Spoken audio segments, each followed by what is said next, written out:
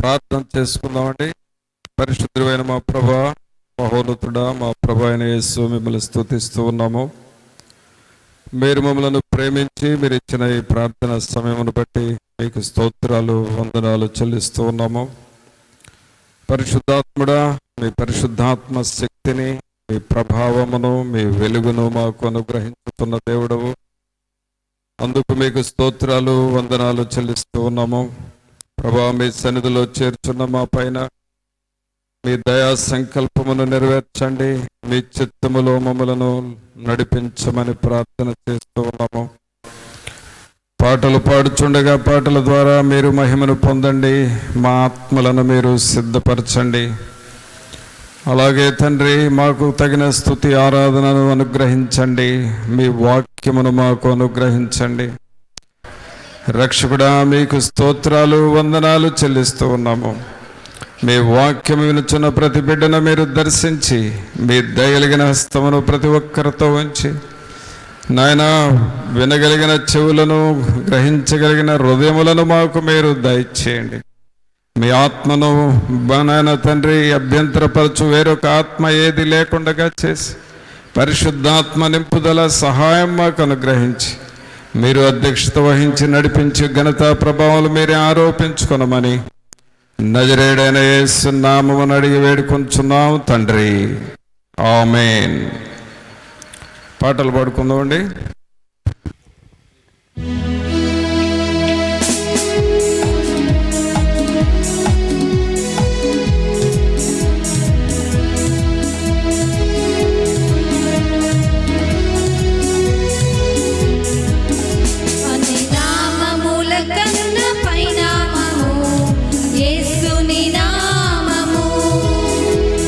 తరములకైనా కనపరచదగినది క్రీస్తు నామము. అన్ని నామముల కన్న పైనామము యేసుని నామము. ఎన్ని తరములకైనా కనపరచదగినది క్రీస్తు నామము. యేసు నామము జయం జయము, సాతాను శక్తులు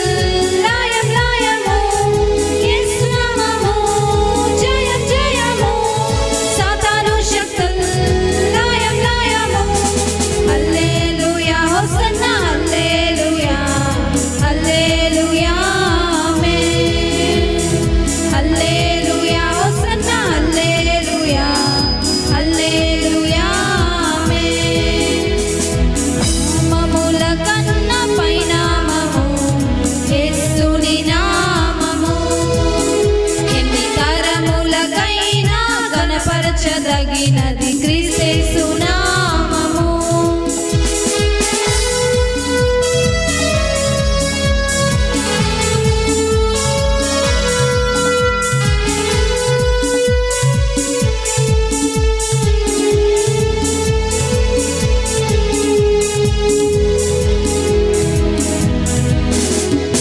పాపముల నుండి విడిపించును యేసుని నామము. పాపముల నుండి విడిపించును యేసుని నామము. నిత్య నరకాగ్నిలో నుండి రక్షించును క్రీస్తేసుని నామము. నిత్య నరకాగ్నిలో నుండి రక్షించును క్రీస్తేసుని నామము. యేసు నామము జయం జయము, సాతాను శక్తులు లయం లయము. యేసు నామము జయం జయము, సాతాను శక్తులు లయం లయము. హల్లెలూయా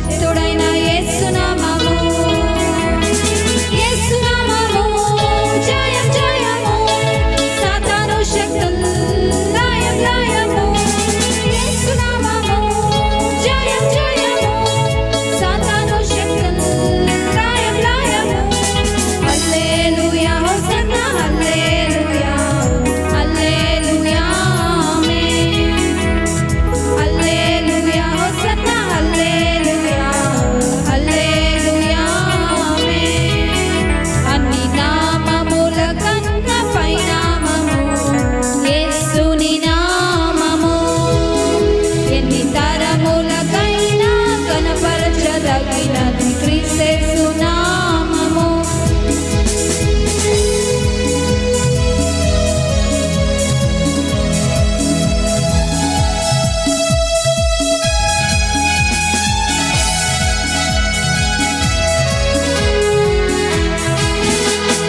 సాతానుపై అధికారమిచ్చును కలిగిన యేసునామము సాతానుపై అధికారమిచ్చును శక్తి కలిగిన యేసునామము శత్రు సమూహముపైన జయమిచ్చును జయశీలుడైన యేసునామము శత్రు సమూహముపైన జయమిచ్చును జయశీలుడైన యేసునామము యేసునామము జయం జయము సాతాను శక్తులు లయం లయము యేసునామము జయం జయము సాతాను శక్తులు లయం లయము హల్లెలూయా హోసన్నా హల్లెలూయా హల్లెలూయా ఆమేన్ హల్లెలూయా హోసన్నా హల్లెలూయా హల్లెలూయా ఆమేన్ అన్ని నామముల కన్నా పైనామము యేసుని నామము ఎన్ని తరములకైనా కనపరచదగినది క్రీస్తు నామము అన్ని నామముల కన్నా పైనామము యేసుని నామము ఎన్ని తరములకైనా కనపరచదగినది క్రీస్తు నామము యేసునామము జయం జయము సాతాను శక్తులు లయం లయము యేసునామము జయం జయము సాతాను శక్తులు లయం లయము హల్లెలూయా హోసన్నా హల్లెలూయా హల్లెలూయా ఆమేన్ హల్లెలూయా హోసన్నా హల్లెలూయా హల్లెలూయా ఆమేన్ అన్ని నామముల కన్నా పైనామము యేసుని నామము ఎన్ని తరములకైనా కనపరచదగినది క్రీస్తు నామము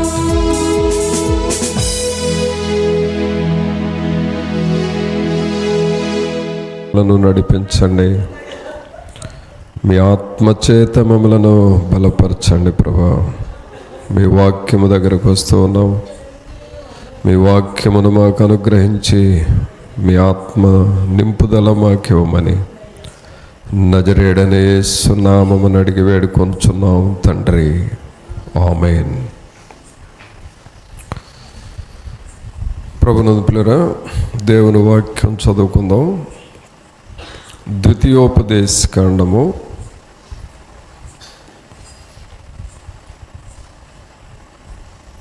4వ అధ్యాయము 23వ వచనం చదువుదాం.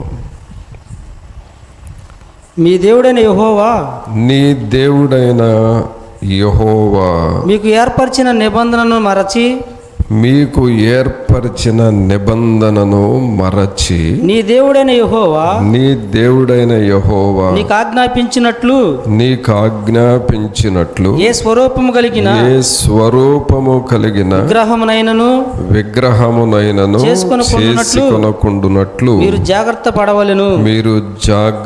పడవలెను.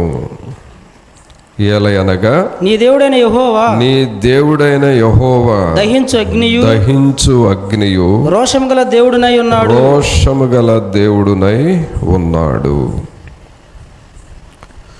ప్రభునంతులారా, ఇక్కడ మనం చదివిన ఈ వాక్య భాగంలో మన దేవుడైన యెహోవా అని రాయబడి ఉంది. మీ దేవుడైన యెహోవా. ఆ తర్వాత ఆ యెహోవా ఎలాంటి వాడు అని ఉందంటే 24వ వచనంలో, నీ దేవుడైన యెహోవా దహించు అగ్నియు దహించు అగ్నియు రోషము గల దేవుడునై ఉన్నాడు. రోషము గల దేవుడునై ఉన్నాడు. అనగా దేవుడు ఎవరు అంటే దహించు అగ్ని, రోషము కలిగిన దేవుడు. ఇప్పుడు ఆ దహించు అగ్ని, రోషము కలిగిన దేవుడు ఎవరికి దేవుడు అనంటే మనకు దేవుడు. అందుకనే మీ దేవుడైన యెహోవా అని అంటున్నాడు. ఇప్పుడు మనం చేయాల్సిన పని ఏంటి?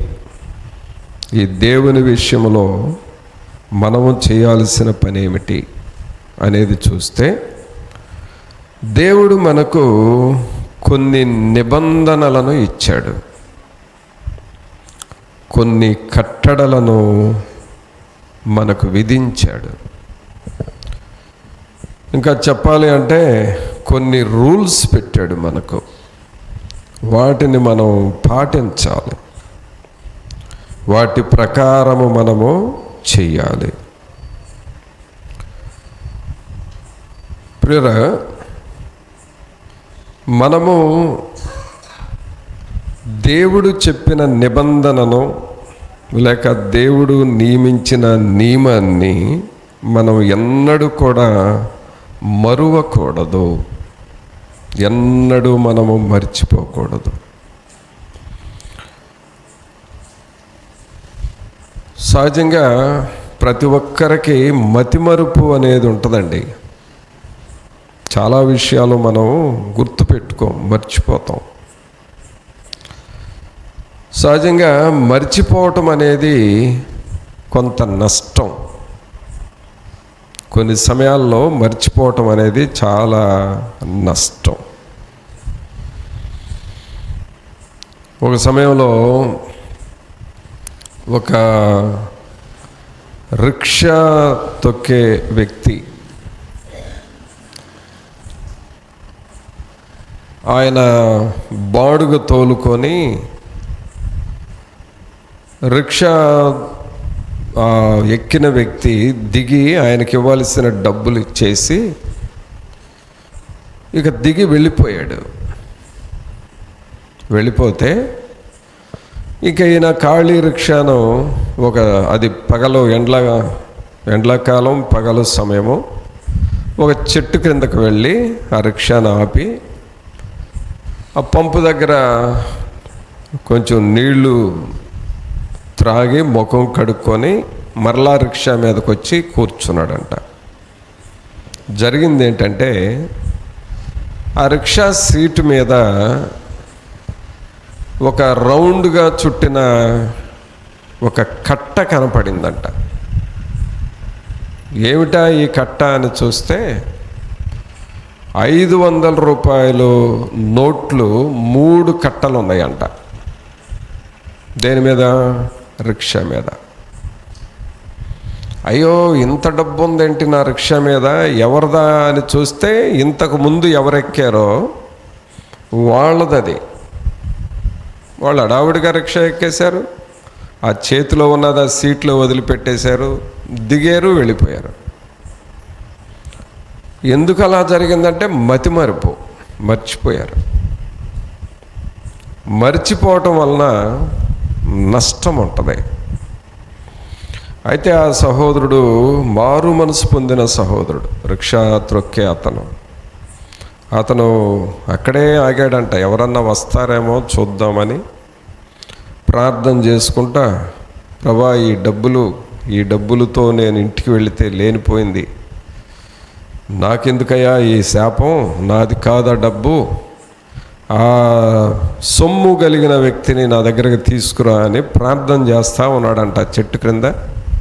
ఒక అరగంటలో అతను దేవులాడుకుంటా ఆ రిక్షా దగ్గరకు వచ్చి మరి ఆ డబ్బును తీసుకున్నాడు. చూసారా పిల్లరా, ఇతను ఏదో దేవుని భయము కలిగిన వాడు కాబట్టి సరిపోయింది, లేకపోతే ఏమయ్యేది? మతిమరుపు అనేది నష్టాన్ని కలుగు చేస్తుంది ఒకటి. రెండవది,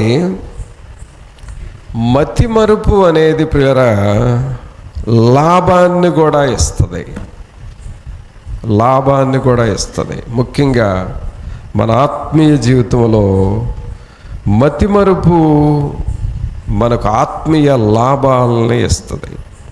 అదేమిటంటే, మన మనస్సులో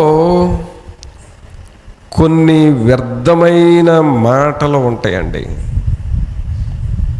కొన్ని గాయాలు ఉంటాయి. హృదయాలలో కొన్ని గాయాలు, మనస్సులో కొన్ని గాయాలు ఉంటాయి.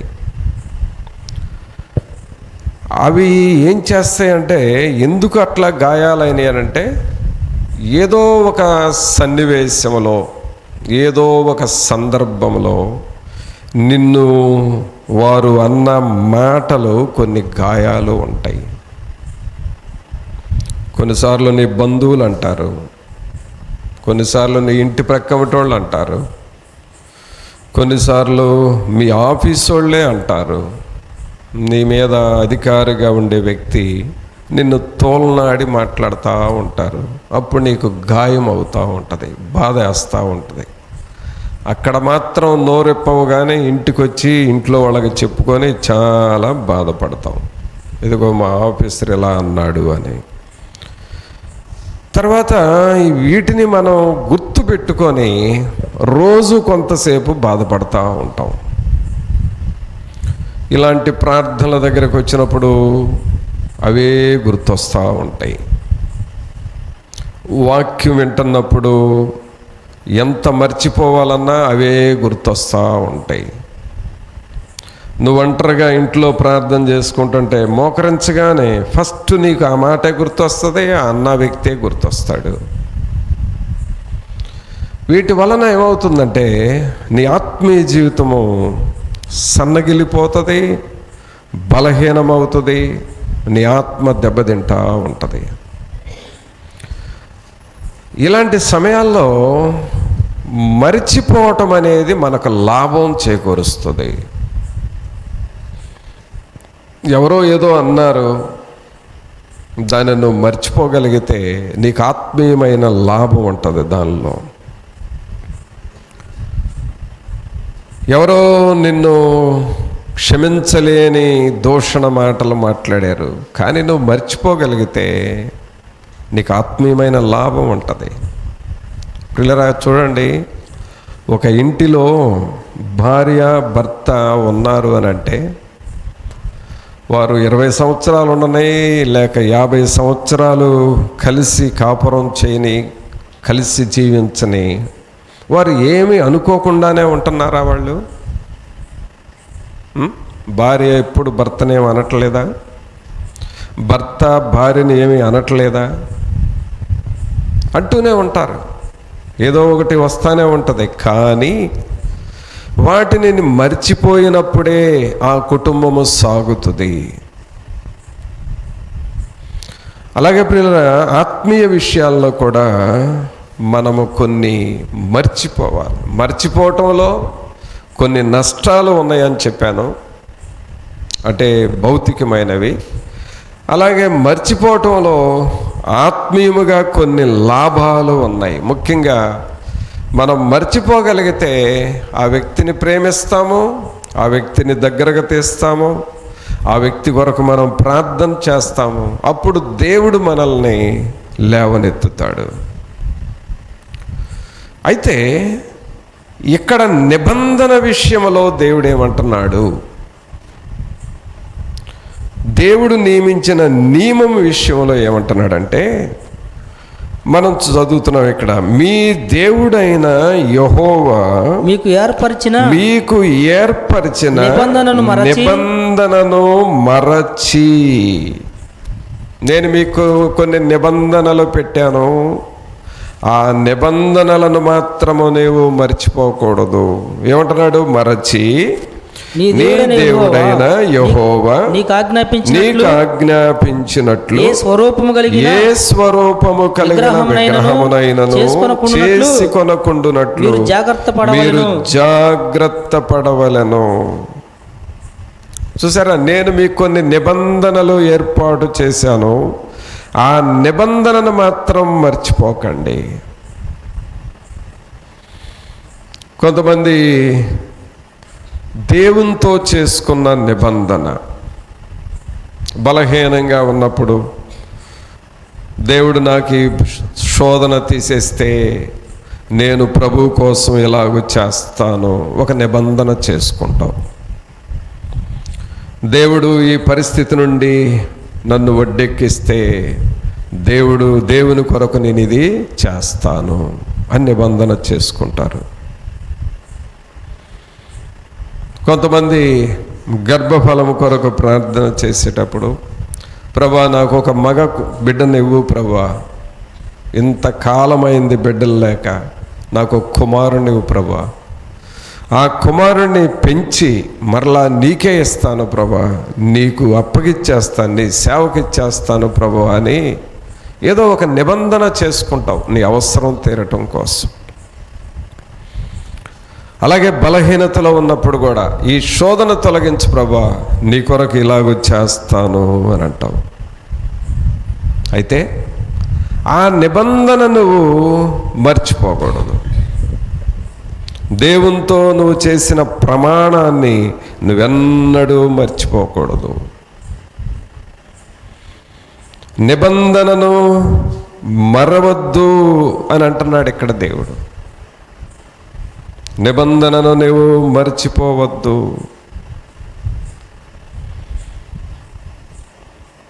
దేవుడు కొన్ని నిబంధనలు పెట్టాడు. నా ఆజ్ఞలను అనుసరించండి, నా మాటలు వినండి అని ఒక నిబంధన పెట్టాడు. ఆ నిబంధన మనం మర్చిపోకూడదు. మనము దేవునితో ఏం చెప్పామో అది కూడా మనం మర్చిపోకూడదు. ప్రభువుని పిల్లరా, ప్రభువు మనకు మరొక నూతన సంవత్సరాన్ని మనకిచ్చాడు. ఒక్కసారి మనం అన్నిటినీ రీకలెక్ట్ చేసుకోవాలి, గుర్తు చేసుకోవాలి. గతములో మనం ఏమన్నా చెప్పి మనం చేయలేకపోయామా? చిన్న చిన్నవి కూడా ఉంటాయండి, అవి కూడా మనం గుర్తు చేసుకోవాలి. బైబిల్ చదవాలి అని అనుకుంటాము, కానీ మర్చిపోతాము. చివరికి సంవత్సరం అయిపోతుంది, చదవలేకుండా సంవత్సరం అయిపోద్ది. దేవునితో చెప్పిన ప్రమాణం, రోజు 1 గంట ప్రార్థన చేస్తాను అని అంటావు దేవునితో, కానీ నువ్వు చేయటం లేదు, మర్చిపోతూ ఉంటావు. చూసారా? కావున పిల్లరా, మనము మన ఆత్మీయ జీవితము బలముగా ఉండాలి అనంటే, మనము ప్రభు సన్నిధిలో ముందుకు సాగాలి అనంటే, మనము దేవునితో చేసిన నిబంధనను ఎన్నడూ కూడా మర్చిపోకూడదు. ఒక సహోదరుడు బాగా బలహీనుడయ్యాడు.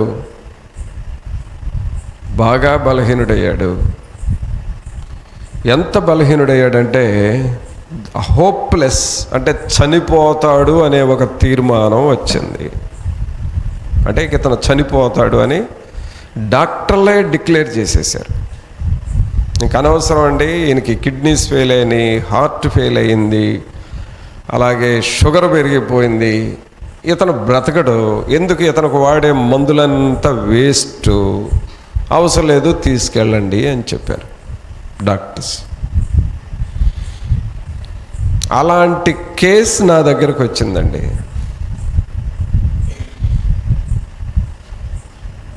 ఏంటి పరిస్థితి అని అంటాయా, డాక్టర్లు అయితే హోప్లెస్ అని చెప్పేశారు. చివరకు చిన్న ప్రార్థన చేయండి మీరు, ఏమన్నా బ్రతుకుతాడేమో అన్న ఆశ ఉన్నది, దేవుడేమన్నా చేస్తాడేమన్న ఆశ ఉన్నది, ప్రార్థన చేయండి అన్నాడు. సరే కదా అని నేను ఎందుకో నాకు రోషం వచ్చింది. డాక్టర్లు బ్రతకడం అని చెప్పారు కాబట్టి దేవుడు బ్రతికించాలి అని రోషంగా అతని కొరకు ప్రార్థన చేసి, చాలా ఆశగా ప్రార్థన చేసి, ఆ సహోదరుడు అన్న మాట ఏమిటంటే, నేను బ్రతికితేనయ్యా ఇంకా నేను నా కోసం నేను అసలు జీవించను, నేను బ్రతికితే నీ బైబిల్ బ్యాగ్ మోసుకుంటా. ఆయన నాతో అన్న మాట, నేను బ్రతికితే నీ బైబిల్ బ్యాగ్ మోసుకుంటా, నువ్వెక్కడికి వెళితే అక్కడికి వస్తానయ్యా, బ్రతికినంతకాలం నీతోనే తిరుగుతానయ్యా అని చెప్పాడు. సరే, ఆయన నాతో తిరుగుతాడో తిరగడో అది తర్వాత సంగతి. ముందు ఆ మాట అన్నాడు, ఆ మాట నాతో చెప్పాడు, ప్రభా నన్ను బ్రతికించయ్యా, నీ సేవకుని వదిలిపెట్టనయ్యా అని దేవునితో కూడా చెప్పాడు. సరే, ప్రార్థన చేశానండి. ప్రార్థన చేసిన తర్వాత దేవుడు ఆశ్చర్యంగా బ్రతికించాడు. ఎంత అంటే మరలా వెళ్ళి రిపోర్ట్స్ చూస్తే రిపోర్ట్స్ అన్నీ నార్మల్ వచ్చేసినాయి. డాక్టర్లకు చూపిస్తే ఏం జరిగిందయ్యా నీకు, మేమైతే బ్రతకమని మేము తేల్చేసుకున్నాము, ఏం జరిగింది అని అంటే, అయ్యా మా సేవకులు ప్రార్థన చేశారు, యేసు ప్రభుకి ప్రార్థన చేశాము, ప్రార్థన ద్వారా నేను బ్రతికేనయ్యానంటే ఆ దేవుడినే నమ్ముకొని ఆ దేవుడి కోసమే బ్రతకవయ్యా, ఇక ఆ దేవుడే నీకు గురి అని చెప్పి పంపారు. పిల్లరా, ఇలాంటి సందర్భాలు వచ్చినప్పుడు మనం దేవునితో కొన్ని నియమాలు నిబంధనలు చేసినప్పుడు వాటిని మనం నెరవేర్చుకుంటున్నామా లేదా అనేది మనం జాగ్రత్తగా పరిశీలన చేసుకోవాలి. ఆ నిబంధనలు, ఆ నియమాలని మనం నెరవేర్చుకోవాలి. ఒకవేళ నువ్వు అలాగ చేయలేదు అనుకో, దేవుడు దాన్ని ఒప్పుకోడు.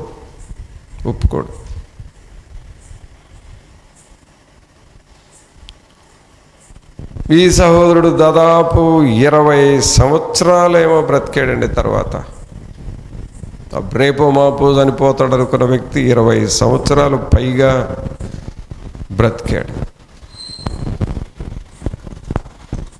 చూసారా, దేవుని కార్యాలు అలాగుంటాయండి, దేవుని కార్యాలు అలాగుంటాయి. కావున దేవునితో చెప్పిన మాటను మనం ఎన్నడూ మర్చిపోకూడదండి.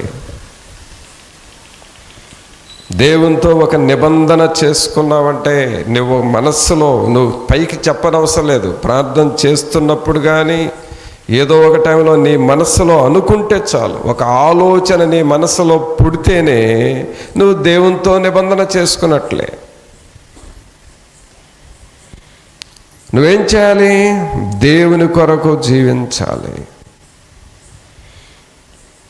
అందుకని ఇక్కడ వాక్యం నేను చదువుతున్నాం, మీ దేవుడైన యెహోవా మీకు ఏర్పరిచిన నిబంధనను మరచి నీ దేవుడైన యెహోవా నీకు ఆజ్ఞాపించినట్లు ఏ స్వరూపము కలిగిన విగ్రహమునైనను చేసుకొనకుండునట్లు మీరు జాగ్రత్త పడండి. వాటిని మర్చిపోవద్దు, మీరు జాగ్రత్తగా ఉండండి. మీరు జాగ్రత్తగా ఉండకపోతే ఏమంటున్నాడు? ఏలయనగా నీ దేవుడైన యెహోవా దహించు అగ్నియు రోషము గల దేవుడునై ఉన్నాడు. కావున పిల్లరా, దేవునితో చేసిన నిబంధనను మనం ఎన్నడూ మర్చిపోకూడదు. ఆయన కొరకు నీవు నిబంధన కలిగి జీవించాలి, ఎన్నడూ కూడా మనము మర్చిపోకూడదు. కాబట్టి ఈ నూతన సంవత్సరంలో మొదటి ఆదివారంలో మనం ఉన్నాం. దేవుడు మనకు చెప్పినవి మనం మర్చిపోకూడదు.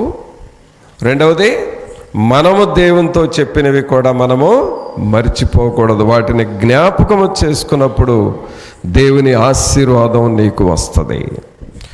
తర్వాత ఏమి మర్చిపోకూడదో ఇంకొక మాట చూద్దాం. యోహోను సువార్త తీయండి. యోహోను సువార్త 12వ అధ్యాయము 14వ వచనం నుండి చదువుదాం. సియోను కుమారి భయపడకుము, ఇదిగో నీ రాజు గాడిద పిల్ల మీద ఆసీనుడై వచ్చుచున్నాడు అని రాయబడిన ప్రకారము యేసు ఒక చిన్న గాడిదను కనుగొని దాని మీద కూర్చుండెను. తర్వాత ఆయన శిష్యులు ఈ మాటలు మొదట గ్రహింపలేదు. పిల్లరా చూడండి, ఈ మాటలు మొదట గ్రహింపలేదు. ఏ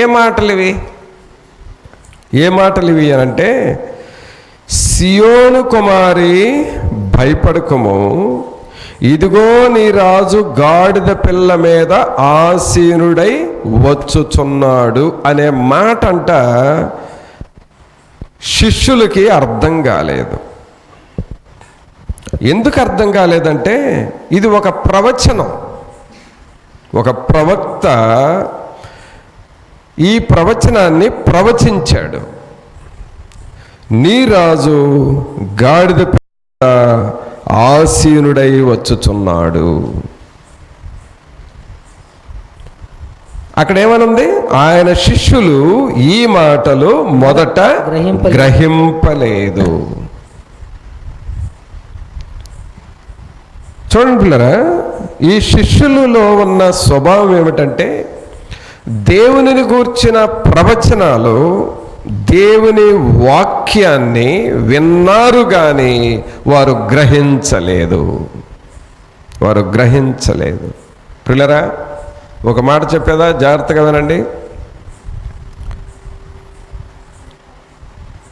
దేవుని సేవకులు తెల్లవారుజామున, మా నాన్న తెల్లవారుజామున లేచి మోకాళ్ళ మీద బాగా ప్రార్థన చేసేవాడు. తెల్లవారుజామున 3 గంటలకే లేచి 5, 6, 7 గంటల దాకా ఒకటే ఏడుస్తా ప్రార్థన చేసేవాడు. ఆయన అక్కడ ప్రార్థన చేస్తుంటే నేను ప్రక్కనే, ఆ యాంప్లిఫైర్ అంత దూరంలో ఉండేది ఒకే ఒక గది కదా, ఒక మూల నాన్న ప్రార్థన చేస్తుంటే నేను ఆ ప్రక్కనే నిద్రపోతూ ఉండేవాడిని.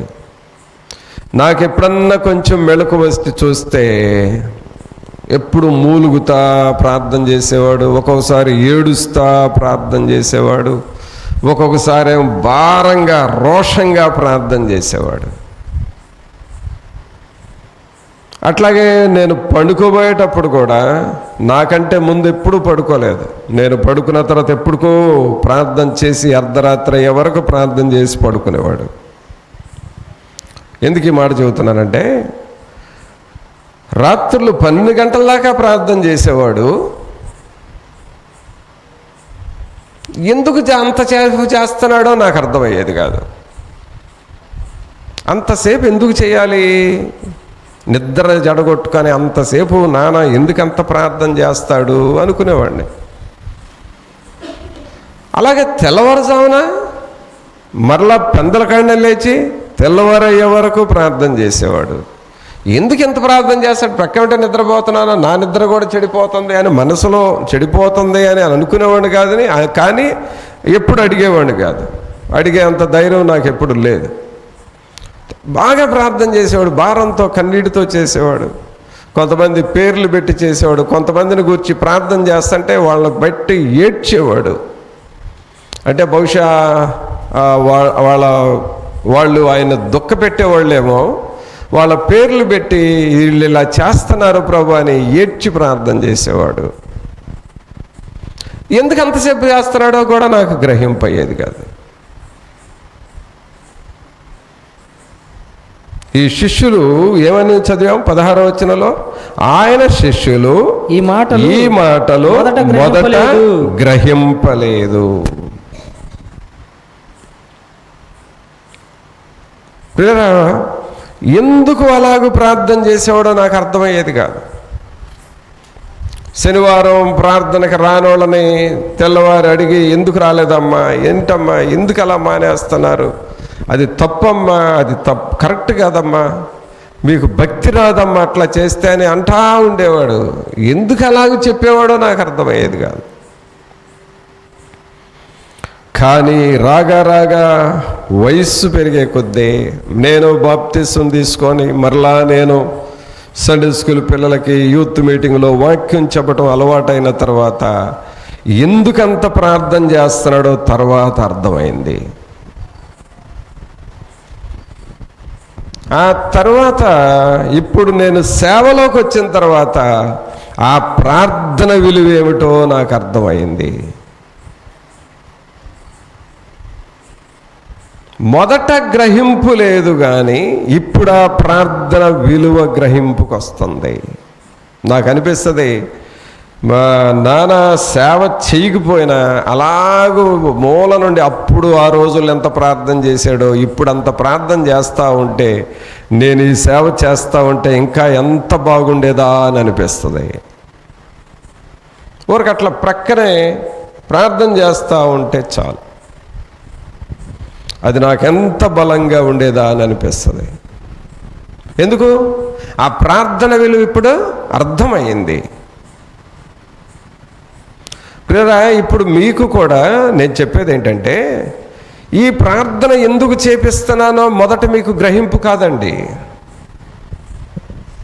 ఈ మంగళవారం ప్రార్థనకు రండి అని ఎందుకు చెబుతున్నానో మీకు అర్థం కాదు. కొంచెం భారంగా ఉంటుంది, కొన్నిసార్లు బాధగా కూడా ఉంటుంది.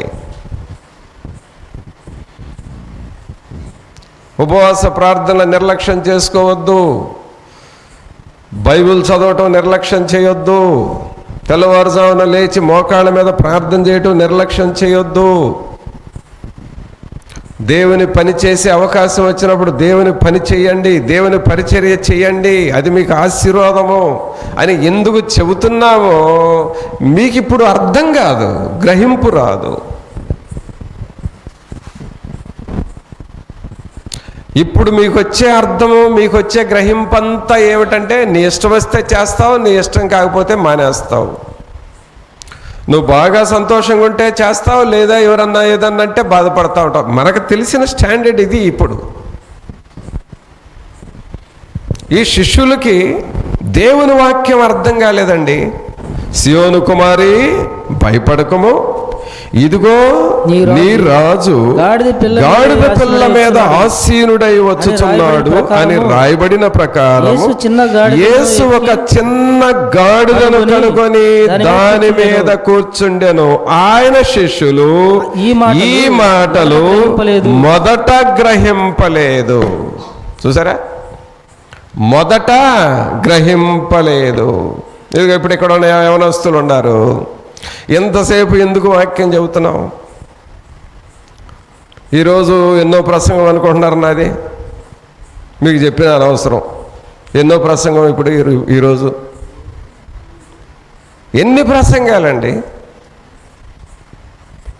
ఎందుకింత బాధలేదు? మరలా ఈ మధ్య కూడా చాలా దూరం వెళ్ళి అక్కడ వాక్యం చెప్పి తెల్లవారుజామున 2 గంటలకి ఇంటికి చేరాను. ఈ 2-3 రోజుల క్రితం కూడా. ఎందుకింత భారం, ఎందుకింత కష్టపడాలి? నాకు సుఖపడటం చేత కదా, ఎందుకింత భారం? అది గ్రహింపు కావట్లేదండి మనుషులకి. ఈ శిష్యులు, ఆయన శిష్యులు ఈ మాటలు మొదట గ్రహింపలేదు. సహోదరుడా, సహోదరి, దేవుని వాక్యాన్ని నువ్వు గ్రహించుకోవాలి. ఎందుకు ఈ ప్రార్థనలు పెడుతున్నాడు? ఎందుకు సేవకుడు మనల్ని రమ్మంటున్నాడు? ఎందుకు మనల్ని ప్రార్థన చేయండి అంటున్నాడు? ఇది ఎప్పుడు గ్రహింపు వస్తుంది? తర్వాత చూడండి,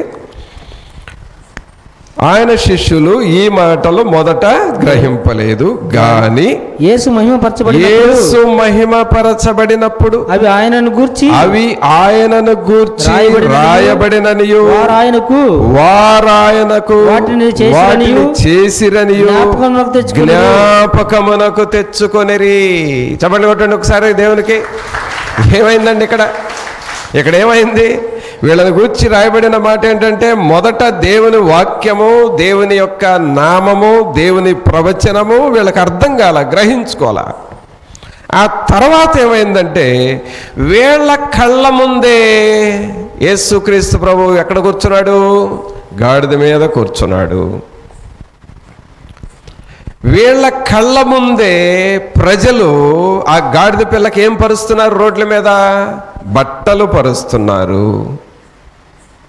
వీళ్ళ కళ్ళ ముందే ఆ గాడిద పిల్లకు ముందు వెనక ప్రజలు ఖర్జూరపు మట్టలు తీసుకొని దావీదు కుమారునికి జయము, ప్రభు పేరట వచ్చువాడు స్తుతింపబడునుగాక అని కేకలేస్తున్నారు.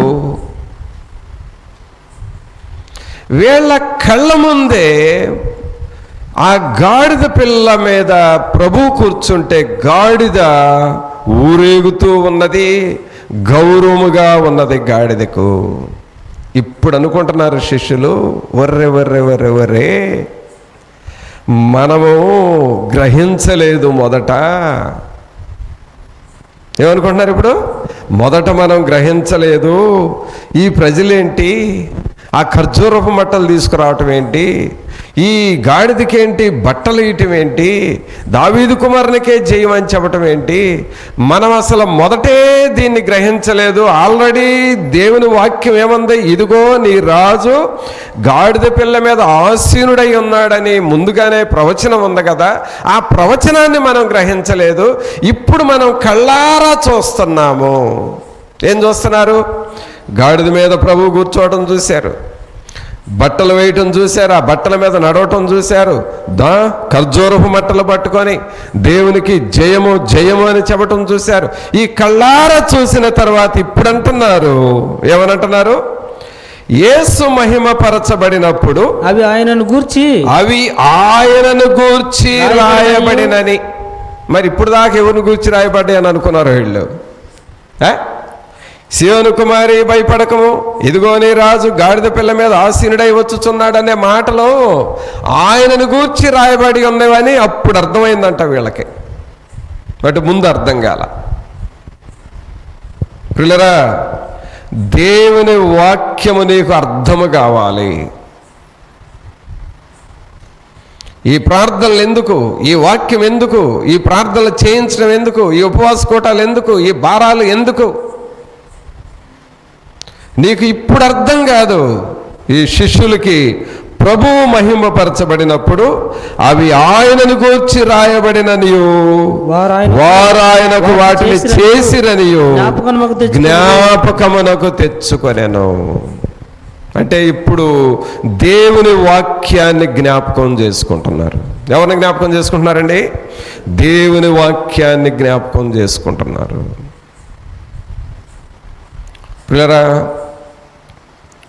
దేవుని వాక్యాన్ని నువ్వు జ్ఞాపకం చేసుకుంటా ఉండాలి.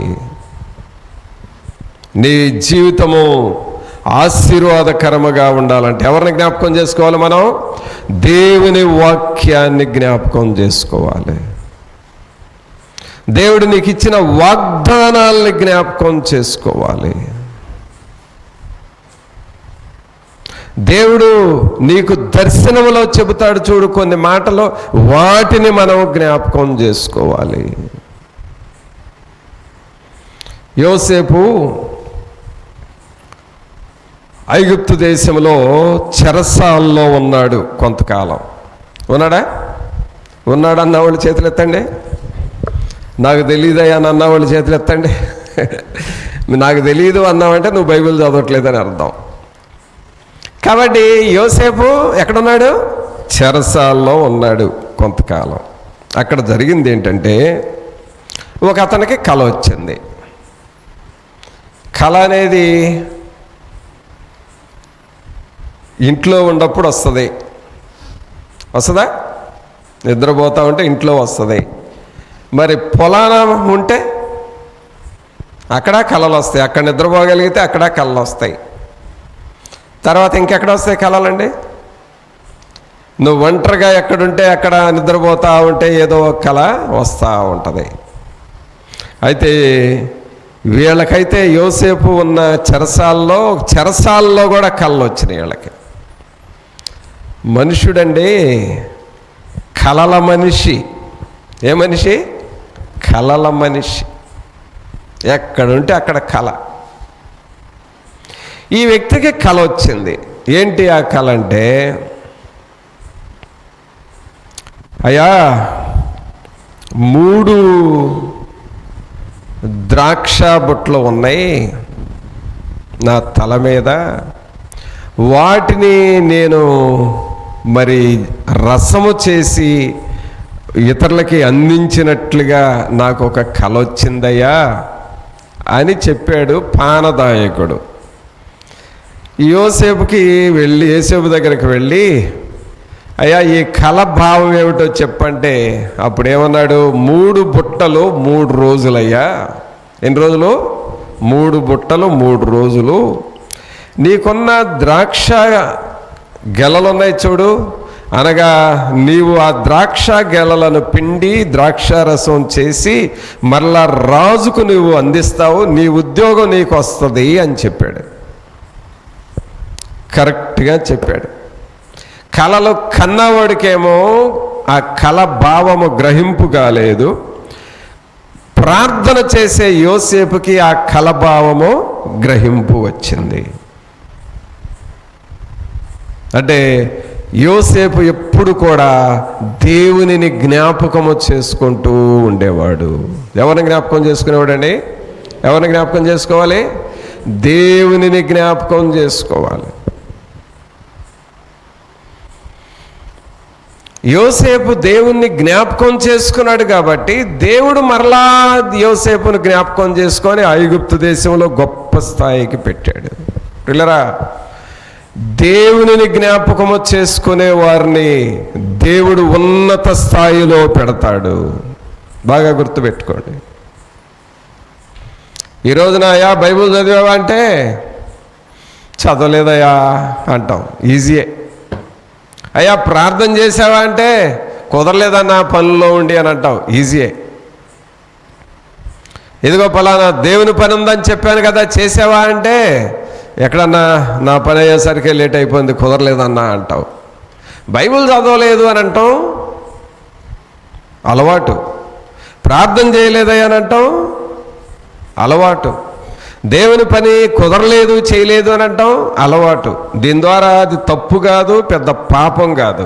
కానీ ఒకటి గుర్తుపెట్టుకో, ఎప్పుడైతే నువ్వు దేవుని పనిని చేయటం లేదో నువ్వు దేవునిని జ్ఞాపకం చేసుకోవట్లేదని అర్థమవుతుంది. దేవుణ్ణి నువ్వు జ్ఞాపకం చేసుకోవాలి. ఒక భక్తుడు ఏమన్నాడో తెలుసా? నీ శరీరము అలసిపోయినా సరే బైబిల్ చదవటం మాత్రం మానవద్దు.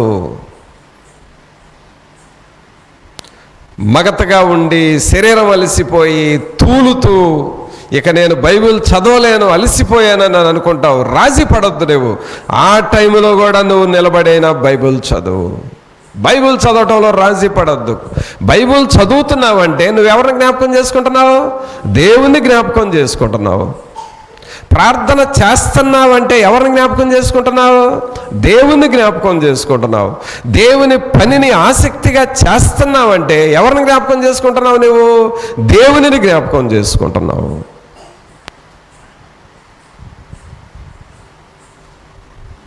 చూసారా? కాబట్టి ఆయనను నువ్వు జ్ఞాపకం చేసుకోవాలి. మన కుటుంబం అంతా దేవునిని జ్ఞాపకం చేసుకోవాలి. నీవు దేవునిని జ్ఞాపకం చేసుకుంటా ఉండాలి. ఈ శిష్యులు మొదట గ్రహించలేదండి, దేవుని వాక్యాన్ని గ్రహించలేదు, దేవుని పని విలువ గ్రహించలేదు. పిల్లరా, దేవుని పని విలువ నీకు అర్థమైతే, గ్రహించుకుంటే దేవుని పనిని ఎన్నడూ నిర్లక్ష్యం చేయలేవు. నేను తెల్లవారుజామున 5 గంటలకు మందిరంలో ప్రార్థన పెడతాను. ప్రతిరోజు జరుగుతుంది.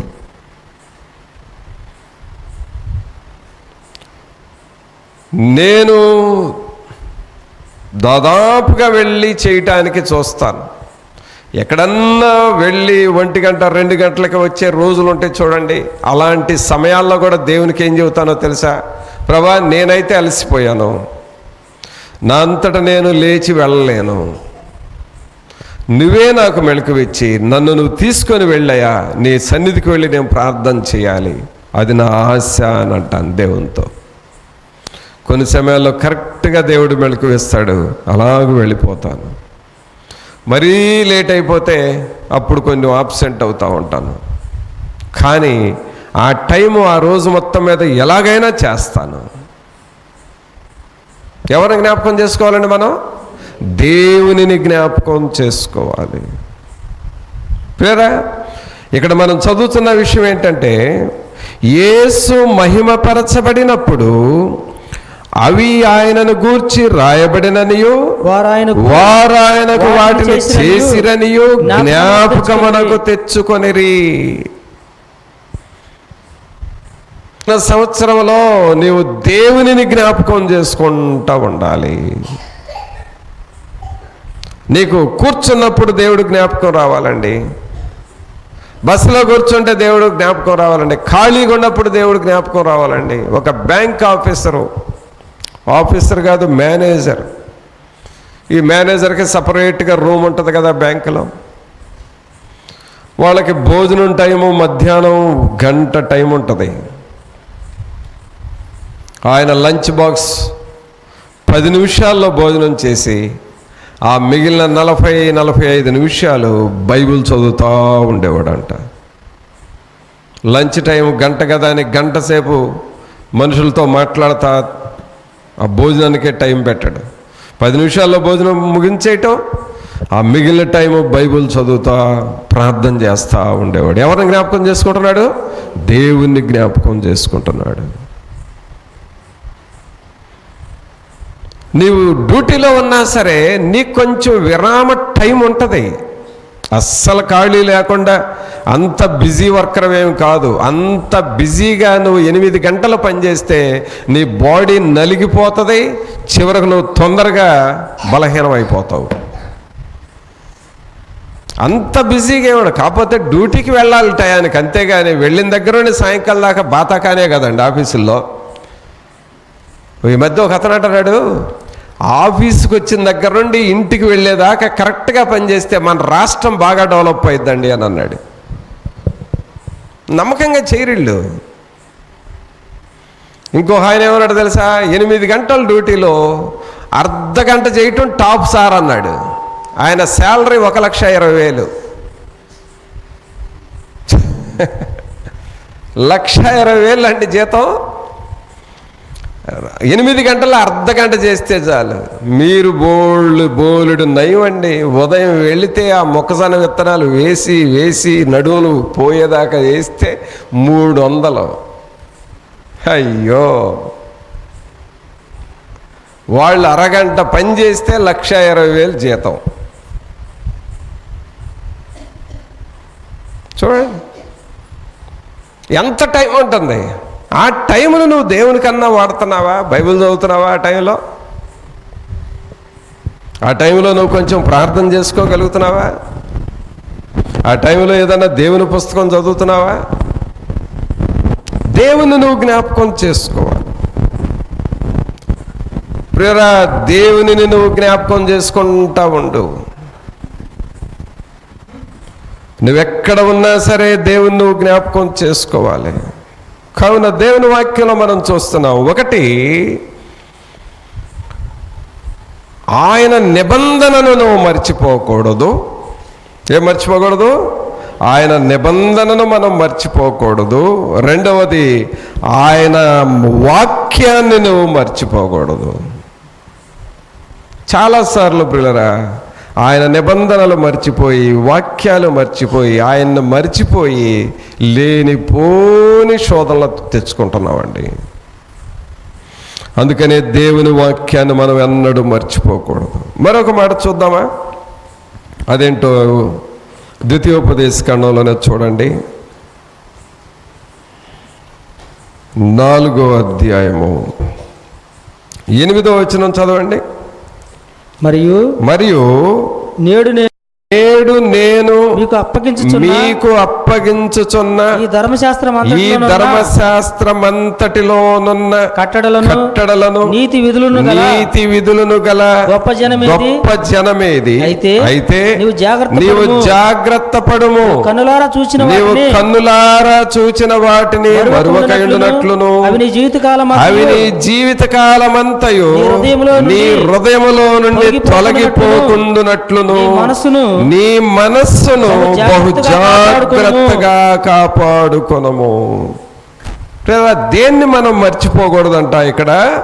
నీవు కన్నులారా చూచిన వాటిని మరువకయుండునట్లును, అవి నీ జీవితకాలమంతయు నీ హృదయములో నుండి తొలగిపోకుండునట్లును. అంటే నీకు ఏమి నేర్పిస్తున్నాడో ప్రభువు, అది నీవు వదిలిపెట్టకూడదు. అర్థమైందండి? దేవుని మాటలు వింటా ఉన్నాం, మనం దేవుని వాక్యాన్ని వింటున్నాం. ఆ వాక్యం ఎక్కడికి వెళ్తుందో తెలుసా? ఎక్కడికి వెళ్తుందో చెప్పండి. ఇప్పుడు మీకు నేను వాక్యం చెబుతున్నాను, మీరు వింటున్నారా? వింటున్న వాళ్ళు చప్పట్లు కొట్టండి. లేదయ్యా మాకేమీ వినట్లేదు, వినబట్టలేదు అని అన్నవాళ్ళు చప్పట్లు కొట్టండి. వింటున్నారు. ఈ వాక్యం ఎటు వెళ్తుందండి చెప్పండి? ఊరి మీద పడిపోతుందా? ఎటుపోతుంది చెప్పాలి, మీరే చెప్పాలి. వాక్యం ఇప్పుడు నేను ఇంత కష్టపడి చెబుతున్నాను, అలసిపోయి వచ్చి మరలా మీకు వాక్యం చెబుతున్నాను. ఈ వాక్యం ఎటుపోతుంది? ఎక్కడ పోతుంది? ఎటుపోతుంది చెప్పాలి? హృదయంలోకి పోతుంది. పోతుందా వాక్యం? హృదయంలోకి పోతుందండి. పోతుందా అనగానే మళ్ళీ అదొక అనుమానం మీకు. ఖచ్చితంగా పోతుంది, హృదయంలోకి పోతుంది. సరే, ఈరోజు కొంత వాక్యం విన్నావు, పోయిన వారం కొంత వాక్యం విన్నావు, మళ్ళా రేపు కొంత వింటాం. ఇలాగ వినగా వినగా వినగా వినగా వాక్యం నీ లోపల ఉండిపోతుంది. అది ఎలాంటిదంటే, నేను చిన్న వయసు నుండి దేవుని వాక్యం విన్నాను, ఎంతో వాక్యం చదివాను, విన్నాను, నేర్చుకున్నాను. ఇప్పుడు నాలో ఉన్న వాక్యం నన్ను ఏం చేస్తుందంటే దేవుని మార్గంలో నడిచేటట్లుగా కాపాడుతుందండి. ఇంకా ఏ పొరపాటు చేయనీదు. నాలో ఏముంది? దేవుని వాక్యం ఉంది. ఇప్పుడు దేవుని వాక్యం నేను బోధించేటప్పుడే కాదు, నేను ఎక్కడ ఉన్నా సరే ఇక నేను ఈ వాక్యానికి వ్యతిరేకంగా ఏమీ చేయలేను, నేను చేయలేను, మాట్లాడలేను. కారణం లోపల ఎవరున్నారు? దేవుని వాక్యం ఉంది. ఇప్పుడు వినండి, దేవుని వాక్యం నీ లోపల ఉంటే నిన్ను ఆ వాక్యం నడిపిస్తూ ఉంటుంది. ఇప్పుడు వాక్యంలో ఏముంది అనంటే, నీవు కనులారా చూచిన వాటిని మరువకయుండునట్లు అవి నీ జీవితకాలమంతయు నీ హృదయములో నుండి తొలగిపోకుండునట్లు నీ మనస్సును బహు జాగ్రత్తగా కాపాడుకొనము. ప్రియరా, మనకు ఆశీర్వాదకరంగా మారాలి అనంటే నీలో ఉన్న వాక్యము నీవు అనుసరించి నడుస్తూ ఉండాలి. వాక్యాన్ని మనం వదలకూడదండి, వాక్యాన్ని ప్రక్కన పెట్టకూడదు. వాక్యాన్ని నీ హృదయంలో నుండి తీసి పారేయలేవిక. వాక్యం నీ లోపలికి వెళ్ళిందంటే వాక్యానుసారముగా నువ్వు ఉండాలి. అంటే నువ్వు నేర్చుకున్న దాని ప్రకారము జీవించాలి. ఏం చేయాలండి? ఏదైతే నేర్చుకున్నామో ఆ వాక్యం ప్రకారం నీవు జీవించాలి. అంటే ఇప్పుడు మనల్లో బ్రతుకుతుంది ఎవరు? దేవుని వాక్యం. మనలో ఎదుగుతుంది ఎవరు? దేవుని వాక్యము. మనలో ఫలించేది ఎవరు? దేవుని వాక్యం. అందుకనే దేవుని వాక్యంలో యోహాను సువార్త 15వ అధ్యాయంలో ఏముంది? నా యందు మీరును మీ యందు నేనును నిలిచి ఉండునట్లు మీరు నా మాటలు వినండి. సంవత్సరములో దేవుని మాటలు మన హృదయంలో ఉండాలి. ఏముండాలి చెప్పండి? ఏముండాలి మన హృదయంలో? దేవుని మాటలు. చిన్న పిల్లలు కూడా దేవుని మాటలు మీ హృదయంలో ఉండేలాగా చూసుకోవాలి. మాటలు. కావున ఈ సంవత్సరము నీకు ఆశీర్వాదకరముగా మారాలి అనంటే ఆయన మాటలు నీ హృదయంలో నుండి ప్రక్కకు పోనివ్వద్దు. ప్రక్కకు పోనివ్వద్దు. పిల్లరా, దేవుని మాటలు. అందుకని ఇక్కడ ఏమని చదువుతున్నావు? నీవు కన్నులారా చూచిన వాటిని మరువక ఉండునట్లును అవి నీ జీవిత కాలమంతయు నీ హృదయములో నుండి తొలగిపోకుండానట్లును నీ మనస్సును జాగ్రత్తగా కాపాడుకొనుము. అనగా నీలో దేవుని వాక్యం ఉండాలి. తర్వాత ఇంకో మాట అడుగుతాను, చెప్తారా? దేవుని వాక్యం నీకు గుర్తుండాలంటే ఏం చేయాలి? త్వరగా. నువ్వు విన్న వాక్యం నీకు గుర్తుండాలి అంటే ఏం చేయాలి? ప్రార్థన చేసుకోవాలి. అంటే విన్న వాక్యం ప్రభా నాలో నిలిచి ఫలించాలని ప్రార్థన చేసుకోవాలి. రైట్. ఇంకా దివారాత్రులు ధ్యానం చేయాలంటే ఇక్కడ నిద్రపోయే పని లేదనమాట. ఆ విన్న వాక్యాన్ని అలాగూ ఏం విన్నాము అని ఇప్పుడు మీరు విన్నారు కదా వాక్యాన్ని, ఈ పాయింట్స్ మీరు గుర్తు చేసుకుంటూ ఉండాలి. ఇంకా దేవుని వాక్యాన్ని గుర్తుండాలంటే ఏం చేయాలి? రాసుకోవాలి. విన్నవాళ్ళు త్వరగా మర్చిపోతారు, రాసిన వాళ్ళకి అది గుర్తు ఉండాలంటే మరలా ఒకసారి చదవాలి. కాబట్టి అవి చదువుట ద్వారా నీకు గుర్తు వస్తుంది. తర్వాత నీకు గుర్తుండాలంటే ఏం చేయాలి? ఇప్పుడు మీరు ఇంతమంది ఉన్నారు కదా, ఇప్పుడు ఎన్ని ప్రసంగాలు విన్నారు? ఒక ప్రసంగం. నేను చెప్తుంది ఒక ప్రసంగం. మీరు ఎంతమంది మీరు డ్యూటీలకు వెళ్ళినప్పుడు ఇదే మెసేజ్ని మీరు ఇతరులకు చెప్పగలిగితే అవి 100 మెసేజ్లు అయిపోతాయండి. నువ్వు ఇతరులకు చెప్పుట ద్వారా నువ్వు నేర్చుకుంటావు. ఆ వాక్యాన్ని నువ్వు చెబుతూ ఉంటే నీ హృదయంలో అది నాటబడతా ఉంటుంది. ఇప్పుడు ఇలాగ విన్న వాక్యము వాటిని అనుసరించి నడుచుకుంటే నీకు నూతన ఆశీర్వాదం ఉంటుంది. అందుకనే జాగ్రత్తగా వాక్యాన్ని బట్టి నువ్వు నడుచుకోవాలన్నాడు. అలాగే 119వ కీర్తనలో కూడా దావీదు గారు రాసిన మాట చదివి ముగించుకుందాం. 119వ కీర్తన 16వ వచనం. నీ కట్టడలను బట్టి నేను హర్షించెదను, నీ వాక్యమును నేను మరువకయుందును. అందరు చెప్పండి మాట, నీ వాక్యమును నేను మరువకయుందును. దేవుని వాక్యాన్ని నువ్వు గుర్తుపెట్టుకోవాలి. దేవుని వాక్యాన్ని నువ్వు జ్ఞాపకం చేసుకోవాలి. పిల్లరా, వాక్యం అంటే ఏంటోలేనని అనుకుంటాం. ఆ విలువ మొదట గ్రహింపులేక అనుకుంటాం. కానీ వాక్యాన్ని గుర్తుపెట్టుకుంటే వాక్యమే నీకు మేలు చేస్తుంది. అలాగూ దేవుని మాటలను మనం జ్ఞాపకం చేసుకుందాం. శిష్యులు మొదట గ్రహించలేదు, తర్వాత గ్రహించారు. అలాగే మనము కూడా ప్రస్తుతానికి నీ గ్రహింపు లేకపోయినా వాక్యాన్ని నువ్వు జ్ఞాపకం చేసుకో. దేవుడు గ్రహింపునిస్తాడు, మన పరిస్థితులను మారుస్తాడు. మరలా మనం ఉన్నటువంటి నూతన సంవత్సరం అంతటిలో ప్రభువు తన యొక్క ఆశీర్వాదాన్ని మనకిస్తాడు. మరి అలాగూ మనం సిద్ధపడదామా? అలాగూ మనల్ని మనం పరిశీలించుకుందాం, ప్రార్థన చేసుకుందాం. ఒక నిమిషం అందరము తలలు వంచి, పరిశుద్ధాత్ముడా, మీ వాక్యమును నేను మరువక ఉండాలి ప్రభువా. శిష్యులు మీ వాక్యాన్ని మర్చిపోయారు నాయన, కొంతకాలం మర్చిపోయారు ప్రభువా. సరి అయిన జ్ఞానము గ్రహింపు లేకుండా పోయారు. కానీ తరువాత గ్రహించుకున్నారు, తరువాత వారికి గ్రహింపు వచ్చినది ప్రభువా. నాయనా మేము కూడా గ్రహింపు లేని వారముగా ఉండక దేవుని వాక్యాన్ని గ్రహించుకొని వాక్యానుసారముగా జీవించే వారిగా చేయండి అని నువ్వు ప్రభువుని అడుగుతావా? నీ మనస్సులో దేవునికి వ్యతిరేకమైనవి ఏది ఉన్నా సరే వీటిని తొలగించండి ప్రభువా, మీ వాక్యానికి నేను లోబడాలని ప్రభువుని అడుగుతావా? మా ప్రభు అయిన యేసు మిమ్మల్ని స్తుతిస్తూ ఉన్నామయ్యా. మీ కృపలో మమ్మలను బలపరచండి ప్రభువా. మీ ఆత్మశక్తిని, మీ సహాయమును మాకు దయచేయండి. నజరేయుడా మిమ్మల్ని స్తుతిస్తున్నాము. దేవుని జీవాత్మ మీకు స్తోత్రాలు, వందనాలు చెల్లిస్తూ ఉన్నాము.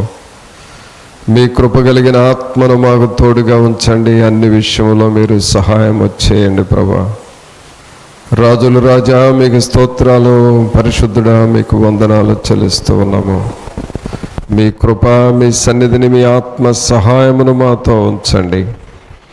మీ వాక్యమును మేము మరువక వాక్యమును జ్ఞాపకము చేసుకుని వారముగా చేయండి. విన్న వాక్యం మా హృదయములో నిలిచి ఫలించులాగున చేయమని నజరేయుడైన యేసు నామమున అడిగి వేడుకొనుచున్నాము తండ్రి, ఆమేన్. మన తండ్రి అయిన దేవుని ప్రేమ, కుమారుని కృప, పరిశుద్ధాత్మని యొక్క సన్నిధి, ఆయన నిత్య సహాయము మనకు ఇప్పుడు ఎల్లప్పుడూ తోడుగా ఉండి సహాయము చేయను గాక. ఆమేన్. మంచి పిల్లలందరికీ వందనాలు. సెలవు తీసుకుందాం.